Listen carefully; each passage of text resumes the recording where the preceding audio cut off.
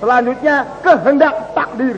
Kehendak takdir akan disampaikan oleh seorang biduan yang mempunyai kemampuan ganda. Seriosa bisa, hiburan bisa, dangdut pun bisa. Siapa? Ya, Edi Silitonga.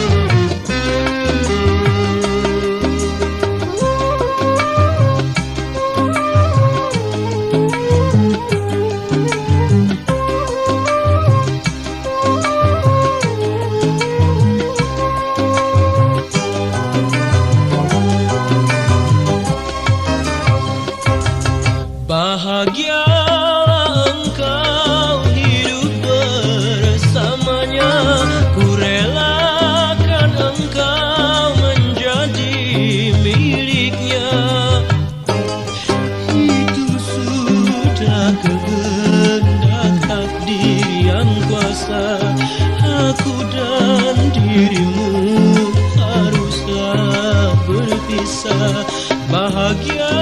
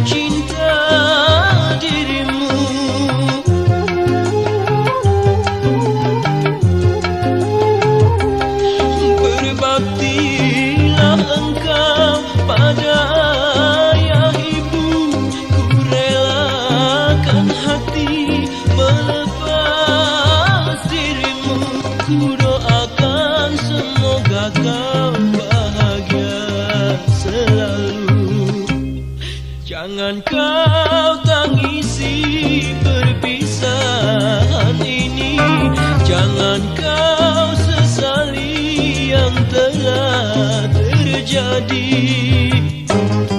Itu sudah kehendak takdir yang kuasa, cintaku, cintamu haruslah berpisah.